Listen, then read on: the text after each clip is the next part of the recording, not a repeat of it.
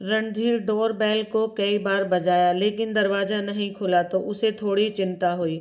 फिर उसने अपने बैग में रखे हुए चाबी को निकाल कर दरवाज़ा खोला। अंदर गया तो देखा उसकी पत्नी भावना बिस्तर पर पड़ी हुई थी। क्या हुआ भावना, तुम ऐसे क्यों लेटी हुई हो? कब से घंटी बजा रहा था? भावना हड़बड़ी में उठते हुए बोली, मुझे माफ़ कर दो, मैंने नहीं सुना। पता नहीं क्यों अचानक से पेट में दर्द शुरू हो गया। कितनी बार समझाया कि बाहरी चीज़ें मत खाया करो, पर तुम्हें तो बाहरी चाट फुल्के खाने का बहुत मौका मिल जाए। ले, ये लो दवा खा लो, आराम मिल जाएगा। भावना के पेट में दर्द काफ़ी समय से हो रहा था। दवाइयाँ खा लेती तो 2-3 दिन आराम मिल जाता, लेकिन फिर से दर्द स्टार्ट हो जाता। रणधीर कहता कि चलो एक दिन डॉक्टर को दिखा दूंगा। कभी ये काम कभी वो काम, तो कभी मीटिंग के चक्कर में 2 महीने बीत गए। एक दिन फिर से भावना के पेट में दर्द इतना बढ़ा कि उसे एडमिट कराना पड़ गया। फिर डॉक्टरों ने कई जांच लिखे। आज भावना की रिपोर्ट आने वाली थी। रणधीर ऑफिस से सीधा हॉस्पिटल गया, रिपोर्ट लिया, लेकिन जब रिपोर्ट देखा तो खुद को संभाल ही नहीं पाया। उसकी पत्नी को लास्ट स्टेज का लीवर कैंसर था। डॉक्टर ने रणधीर को संभालते हुए कहते हैं, देखिए रणधीर जी, अब आपकी पत्नी को बचाना मुश्किल है। उनके पास ज़्यादा समय नहीं है। लेकिन डॉक्टर, आप ऐसा नहीं कह सकते। मेरी पत्नी को कुछ नहीं हुआ होगा, मैं उसे कुछ नहीं होने दूंगा। और रोने लगा। डॉक्टर ने रणधीर के कंधे पर हाथ रखते हुए कहा, काश मैं आपकी पत्नी को बचा पाता, पर अब कुछ नहीं हो सकता। आपने आने में बहुत देर कर दी। रिपोर्ट लेकर रणधीर सीधे मंदिर जाता है। मंदिर की सीढ़ियों पर बैठकर रोने लगता है और कहने लगता है, क्या कमी थी भावना में, आपकी पूजा में? हर दिन वह आपको भोग लगाकर तब ही खाती थी। कोई त्यौहार आए सबसे पहले आपको ही चढ़ाती थी। पर आप उसके साथ क्यों अन्याय कर रहे हैं? भगवान क्यों? गलती मेरी है, मुझे सजा दीजिए। उसे क्यों सजा दे रहे हैं? 2 महीने से पेट में दर्द रहा था। अगर मैं पहले डॉक्टर के पास ले जाता तो शायद अपनी भावना को मैं बचा पाता। काश मैंने देर ना की होती। खुद को बार बार कोस रहा था रणधीर। रणधीर बहुत देर तक वह मंदिर की सीढ़ियों पर बैठा रहा। हिम्मत नहीं हो रही थी घर जाने की। क्या कहूँगा अपनी भावना से? थोड़ी देर बाद हिम्मत करके घर पहुँचता है। भावना दरवाज़ा खोलते ही बोलती है, अरे आप इतना लेट क्यों आए? और रिपोर्ट मिली? क्या निकला था रिपोर्ट में?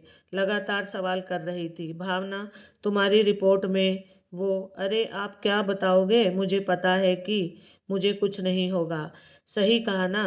बस पता नहीं कहाँ से ये पेट में दर्द शुरू हो गया था। अच्छा, आप मुंह हाथ धो लो, मैं खाना लगाती हूँ।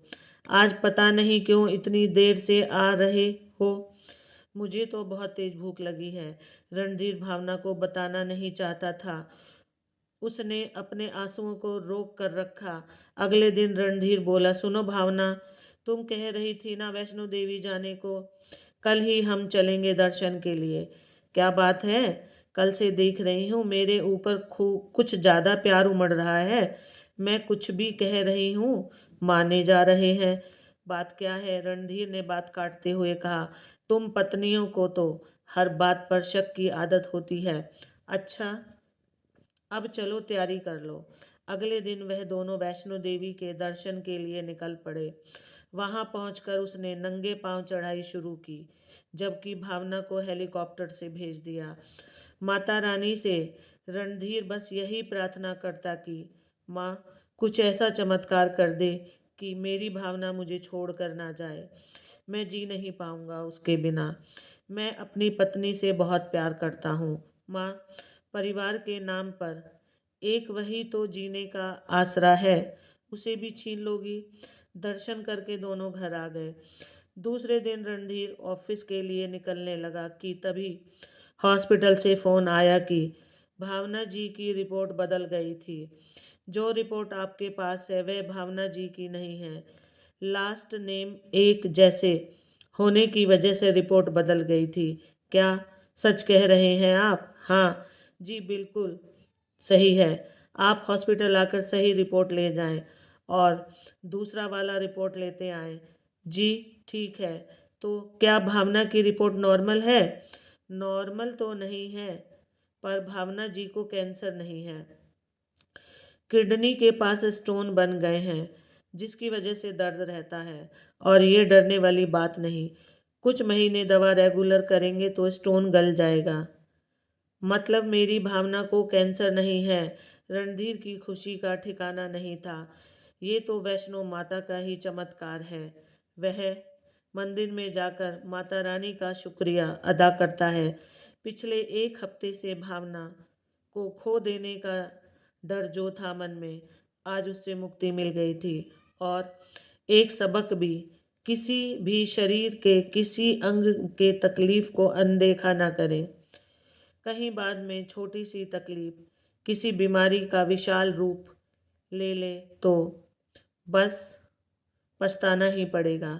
जैसे ही फोन रखा, कमरे से निकल भावना आई और बोली, जब दर्शन करने गए थे तो आप बड़े दुखी लग रहे थे और आज आप बहुत खुश लग रहे हैं। आखिर बात क्या है? आपके इस रवैये से मुझे बड़ी आपकी चिंता हो रही है।